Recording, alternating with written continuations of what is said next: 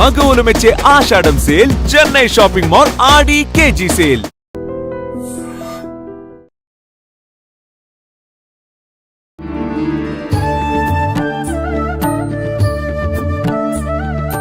నమస్కారం, welcome to I dream. ధర్మ మార్గం కార్యక్రమానికి స్వాగతం. నేను విజేత. ప్రస్తుతం మనతో పాటు ఉన్నారు ప్రముఖ జ్యోతిష్యులు శ్రీ నందిబట్ల శ్రీహరి శర్మ గారు. ఇప్పుడు గురుగారితో మాట్లాడి మన సందేహాలన్నింటినీ నివృత్తి చేసుకుందాం. నమస్కారం గురుగారు. వాగర్థావివ సంపృక్తౌ వాగర్థ ప్రతిపత్తయే జగతః పితరౌ వందే పార్వతీ పరమేశ్వరౌ. సదాశివ సమారంభాం శంకరాచార్య మధ్యమాం అస్మదాచార్య పర్యంతం వందే గురు పరంపరాం. ఆదిత్యాయ చ సోమాయ మంగళాయ బుధాయ చ గురుశుక్ర శనిభ్యశ్చ రాహవే కేతవే నమః. శృంగేరి పీఠాధిపతులకి, కంచి పీఠాధిపతులకి నమస్కారములు తెలియజేసుకుంటూ కార్యక్రమాన్ని ప్రారంభిద్దాం. గురుగారు, శ్రావణ మాసం మొదలైంది అనగానే ఒక మంచి పండుగ వాతావరణం మొదలవుతుంది. ఆడవాళ్ళందరూ కూడా లక్ష్మీదేవిని ఎక్కువగా ఆరాధిస్తూ ఉంటారు ఈ మాసం అంతా కూడా. అయితే ప్రత్యేకించి ఈ మాసంలో అమ్మవారినే పూజించాల్సి ఉంటుందా, లేదంటే ఇంకేదైనా దైవాన్ని ఆరాధించాల్సి ఉంటుందా? అసలు శ్రావణ మాసం విశిష్టత ఏంటి? ఈ మాసం అంతా కూడా ఎటువంటి విధి విధానాలు, నియమాలు పాటించాల్సి ఉంటుంది గురుగారు, తెలియజేయండి. శ్రావణ మాసం మనకున్నటువంటి అనేక మాసాలలో శ్రావణ మాసము చాలా ప్రత్యేకమైనటువంటిది.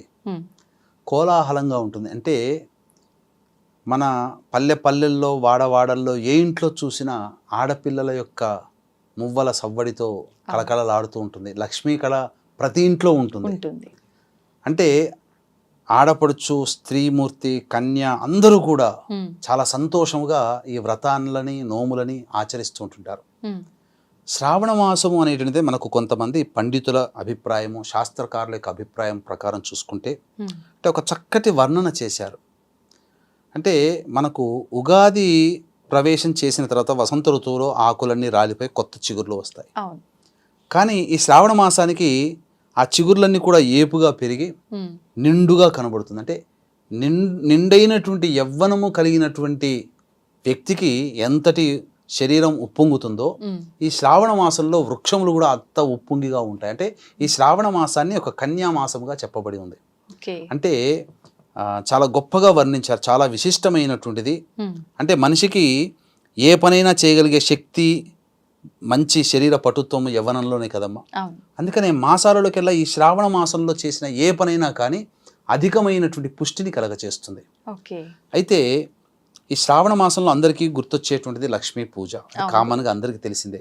కానీ ప్రత్యేకించి శ్రావణ మాసాన్ని మనము చాలా భారతదేశంలో సనాతనముగా ఈశ్వరుని కోసమే కేటాయించబడినటువంటి మాసం.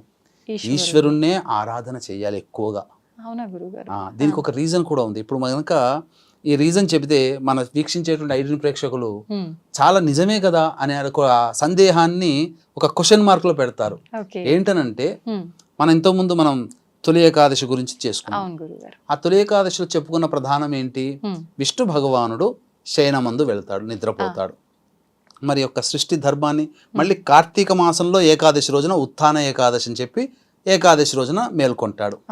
మరి సృష్టి స్థితి లయకారకాలలో లయకారకుడు పరమేశ్వరుడు, స్థితి మంచి చెడును రక్షించేవాడు విష్ణువు.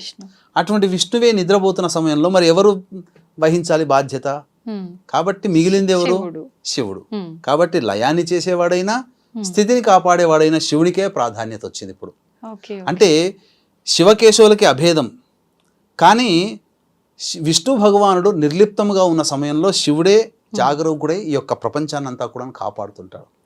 అంతటి మహానుభావుడికి ఈ యొక్క శ్రావణ మాసం చాలా ప్రత్యేకించింది. అందుకనే మీరు గమనించుకుంటే ఉత్తరాది ప్రాంతంలో ఎక్కువగా శివారాధనే చేస్తారు. ఈ శ్రావణ మాసంలో కిటకిటలాడిపోతుంది భక్త సందోహాలు. మనలాంటి వాళ్ళు వెళ్ళి శివాలయానికి వెళితే మనకు దర్శనం అంత తొందరగా కాదు. మీరు కావడిలు మోసుకొని వెళ్తుంటారు, చూసారా మీరు? ఉత్తర భారత వాళ్ళందరూ కూడా ఈ శ్రావణ మాసంలోనే ఎక్కడెక్కడి నుంచో ఊళ్ళ నుంచి వాళ్ళ ఇంటి దగ్గర నదీ జలాలను తీసుకొని వచ్చి నడుచుకుంటూ, కాళ్ళు లేకుండా నడుచుకుంటూ వచ్చి ఆ జ్యోతిర్లింగము లేదా సిద్ధక్షేత్రం అయినటువంటి శివాలయంలో ఆ నీటితో అభిషేకం చేసి అక్కడికి దగ్గరలో ఉన్నటువంటి నీటిని తీసుకొని మళ్ళీ ఇంటికి వెళ్తారు. ఇదే కావడి ఉత్సవం. భోలేనాథ్ బాబా అత్యంత భక్తి ప్రపత్తులమ్మ. అసలు లక్షల మంది కాలినడకన వెడతారు. ఈశ్వరునికి ప్రత్యేకమైనటువంటిది. అందున ఈసారి 4వ తారీఖు ఆగస్టు ఆదివారం అమావాస్య వచ్చింది కదమ్మా. ఈ శ్రావణ మాసం సోమవారంతో ప్రారంభమవుతుంది. అంటే ఈశ్వరునికి సంబంధించినటువంటి ప్రారంభం. కాబట్టి ఇటువంటి ఈశ్వరునికి సంబంధించిన మాసము అయినటువంటి ఈ శ్రావణ మాసంలో శివారాధన అత్యంత ప్రత్యేకమైనది. మీరు అడిగినట్టుగా ఈ యొక్క శ్రావణ మాసం అంతా కూడా ప్రతిరోజు ఒక దేవతారాధనే. సోమవారం నాడు ఈశ్వరుడు, మంగళవారం నాడు గౌరీదేవి, బుధవారం నాడు వినాయకుడు, గురువారం నాడు దత్తాత్రేయుడు, శుక్రవారం నాడు లక్ష్మీదేవి, శనివారం నాడు వెంకటేశ్వరుడు, శ్రావణ శనివారాలు, ఆదివారం నాడు ఎలాగో సూర్యోపాసన చేస్తాం. కాబట్టి ప్రతిరోజు కూడా ఒక పుణ్యతిథే. కాబట్టి కానీ ఎక్కువగా వీక్షించేటువంటి ప్రేక్షకులు ఈ శ్రావణ మాసం చెప్పబడింది ఏంటంటే, ఈశ్వరునికి సాక్షాత్తు పరమేశ్వరుడు పార్వతీదేవి అడిగింది, అయ్యా నీకు ఉన్న అన్ని మాసాల్లో కల్లా ఏ మాసం ఇష్టం అయ్యానంటే, మళ్ళాంటి వాళ్ళమైతే టక్కున కార్తీక మాసం, మాఘమాసం, శివరాత్రి కాబట్టి అని చెప్తాం. కానీ ఈశ్వరుడు చెప్పింది వేరు. ఈశ్వరుడు చెప్పింది, ఓ దేవి నాకు ఇష్టమైనటువంటిది శ్రావణ మాసము. ఈ శ్రావణ మాసంలో నన్ను ఎవరైతే ఆర్ద్రమైనటువంటి హృదయంతో కొలుస్తారో వాళ్ళకి వాళ్ళ కోరికలు నేను తప్పకుండా నెరవేరుస్తాను అని చెప్పి, అందుకనే వీక్షించేటువంటి ప్రేక్షకుల్లో ఐడ్రీమ్ మహిళా ప్రేక్షకులు, ఆడపడుచులు అందరూ కూడా చక్కగా ఈ శ్రావణ మాసమంతా శివనామస్మరణ చేసుకుంటూ మీరు పనులు చేసుకోండి. ఏ పనిలో ఉన్నా శివాయ నమః అనుకోండి. ఎందుకనంటే చాలామంది తెలియక ఓం నమ శివాయ, ఓం నమ శివాయ అంటారు, ఫలితం రాదు. నేను ఎందుకంటే సామాన్య జనుల పక్షపాతిగా ఉండి ఉపాసన ఉండి మాలాంటి వాళ్ళు ఆ యొక్క మంత్రాన్ని జపిస్తారు, ఓం నమః శివాయ. కానీ అందరికీ అర్హత ఉండదు జపించే అర్హత. అది ఎందుకంటే బీజాక్షరంతో కూడుకుంటుంది కాబట్టి ఉపదేశం ఇచ్చిన గురువుగారి ద్వారానే తీసుకోవాలి. ఇదే విషయాన్ని శృంగేరి భారతీ పీఠ వ్యవస్థాపకులు, ఆ శృంగేరి జగద్గురు పీఠాధిపతులని అడిగాను. మాలాంటి వాళ్ళం అంటే చేసుకుంటామండి, మరి సామాన్యమైనటువంటి భక్తజనులు శివానుగ్రహం కోసం ఏ నామాన్ని చేస్తే పంచాక్షరి జపం చేసిన ఫలితం కలుగుతుందంటే ఆయన ఒకటే చెప్పారు, నాకే స్వయంగా చెప్పారమ్మా, శివాయ నమః అని అంటూ ఉండండి, పంచాక్షరి జపం చేసిన ఫలితం కలుగుతుంది అని చెప్పన్నారు. కాబట్టి వీక్షించేటువంటి ప్రేక్షకులు మీకు అవకాశం కుదిరినప్పుడల్లా శివాయ నమః అనుకుంటూనే జపం చేసుకుంటూనే ఈ నెల మాసమంతా ఉండండి. అవకాశం ఉంటే, భక్తి ఉండి, శ్రద్ధ ఉంటే ఈ నెల మాసమంతా కూడా బ్రహ్మచర్య వ్రతాన్ని పాటించడం, నేల మీద నిద్రపోవడం అనేటువంటిది అలవాటు చేసుకోండి. మాంసాహారాన్ని భుజించకూడదు. ఇక చాలామందికి తెలియనటువంటి విషయం ఏంటనంటే, ఈ యొక్క శ్రావణ మాసంలో వంకాయ కూర తినకూడదు, నిషిద్ధము. వంకాయ కూర నిషిద్ధము. ఎందుకని గురుగారు? అది తింటే అశుభము, అది అపవిత్రం అవుతుంది అనేటువంటి భావన. ఎందుకంటే అది విశ్వామిత్ర సృష్టి అది. కాబట్టి ఈ యొక్క వంకాయ కూర తినకూడదు. సాధారణంగా వంకాయ కూరని ఈ యొక్క ఏకాదశి, చతుర్దశి తిథులలో తినకూడదు. అసలు శ్రావణ మాసంలో అసలు వంకాయ కూర తినకూడదు, నిషిద్ధము, శాస్త్ర ప్రమాణంగా చెప్పబడి ఉంది. ఇక బ్రహ్మచర్య వ్రతం ఎలాగో పాటించమని చెప్పాం కదమ్మా. ఇక స్త్రీమూర్తులు, మీరు ఇంట్లో ఉన్నటువంటి దేవుడి చిత్రపటాలని అమావాస్య రోజున కడగకూడదు, తుడవకూడదు. కాబట్టి ముందు శనివారం రోజున తుడిచిపెట్టుకోవచ్చు, లేదా సోమవారం ఉదయాన్నే సూర్యోదయం కంటే ముందే లేచి కాలకృత్యాదులు తీర్చుకొని ఇంటిని పరిశుభ్రంగా ఉంచుకోవాలి. మొట్టమొదలు చేయాల్సినటువంటిది ఏంటంటే ఇంటిని ఎప్పుడూ పరిశుభ్రంగా ఉంచుకోవాలి. దుమ్ము అనేటువంటిది ఇంట్లో ఉండకూడదు. ఇక ప్రతి గడపకి కూడా పసుపు కుంకుమ ఆ బొట్లు పెట్టడం, పసుపు రావడం ప్రతిరోజు చేస్తే చాలా విశేషం. చేసిన తర్వాత ఇక ఇంట్లో తులసి చెట్టు దగ్గర ప్రతిరోజు ముగ్గు వేయాలి. ఆ తులసి చెట్టు దగ్గర ఆ తులసి చెట్టుకు నీళ్లు పోయడము, ప్రతిరోజు కూడాను ఆ యొక్క ఆవు నేతితో దీపారాధన చేయాలి. ఇక వీక్షించే ప్రేక్షకుల్లో భర్తలు, మగవాళ్ళు ఉంటారు, సోదరులు ఉంటారు.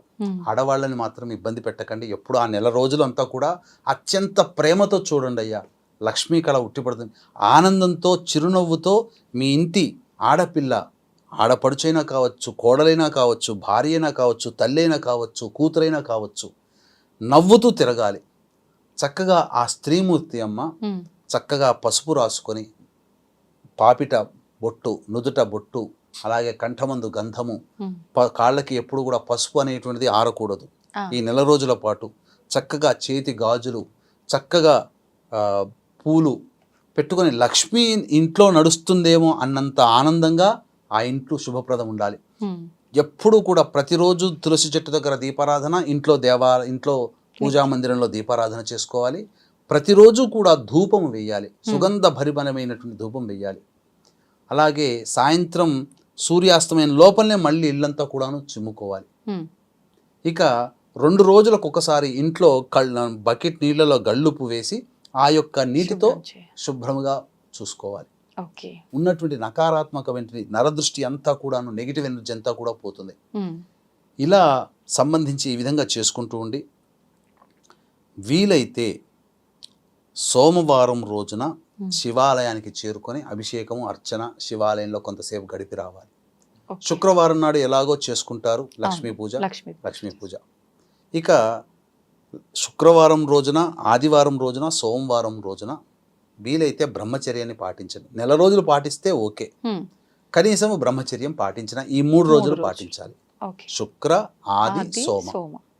ఇక చాలా మందికి ఉండేటువంటి సందేహం ఏంటంటేనమ్మా, ప్రతిరోజు మేము భక్తి శ్రద్ధలతో చేసుకుంటాం, ఆడవాళ్ళు ముఖ్యంగా ప్రతిరోజు తలస్నానం చేయాలని అంటారు.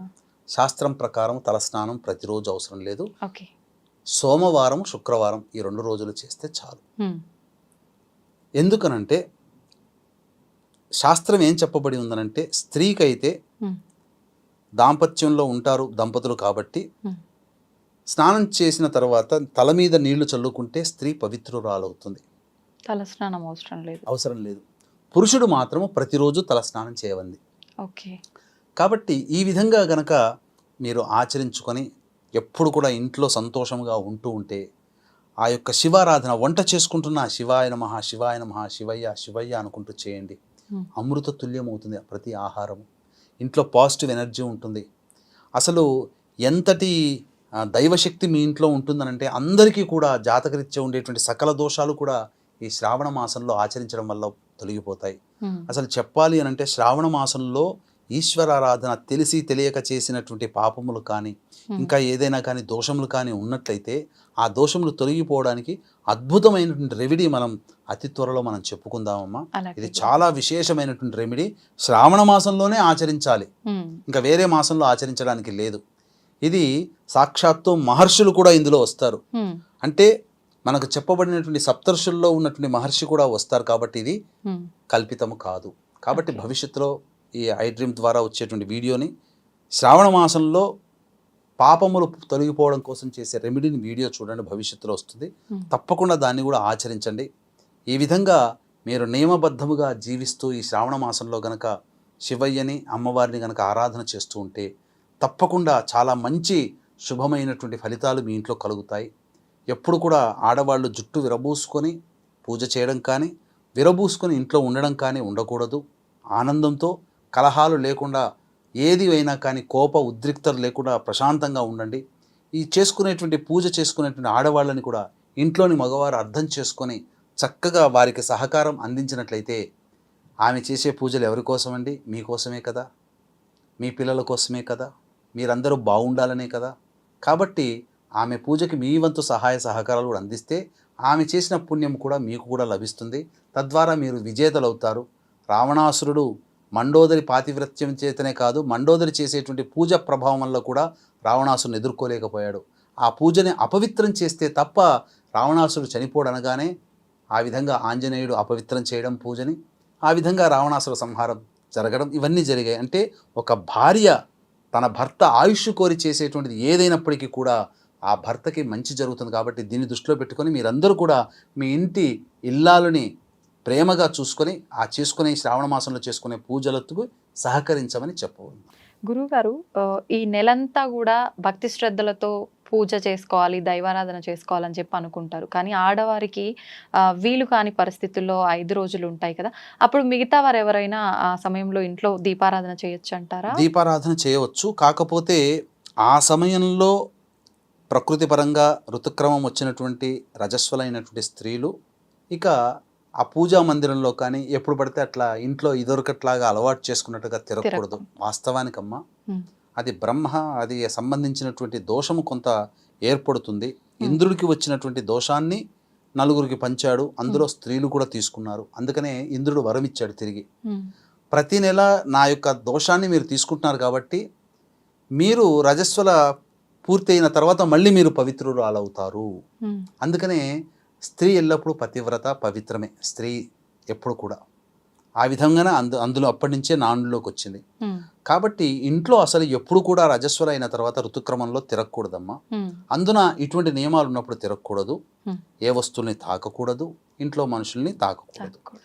ఈ నియమాన్ని పాటించుకుంటూ 4వ రోజు మాత్రము ఉమ్, స్నానం ఆచరించుకొని ఇంట్లోకి రావచ్చు. ఓకే. వచ్చి ఇంట్లోని వస్తువులని శుభ్రపరచుకోవడానికి మాత్రం ఉపయోగపడవచ్చు. కానీ 4వ రోజు కూడా వంట చేయకూడదు. ఉమ్, శాస్త్రము 5వ రోజున మాత్రమే అంగీకరించింది. ఓకే. 5వ రోజున సకలమైనటువంటి శుభ కార్యక్రమాల్లో ఉమ్, ఇంట్లో కూడా వంట వండుకోవడానికి ఉపకరిస్తుంది. కాబట్టి 4 రోజుల పాటు నిషేధం అని చెప్పవచ్చు వీటన్నిటికీ. కాకపోతే 4వ రోజు ఇంట్లో అన్నీ ముట్టుకొని అన్నీ శుభ్రపరచుకోవడానికి 4వ రోజు అంగీకరిస్తుంది శాస్త్రం. ధన్యవాదాలు గురుగారు. మా సందేహాలన్నింటినీ కూడా చక్కగా నివృత్తి చేశారు. నమస్తే.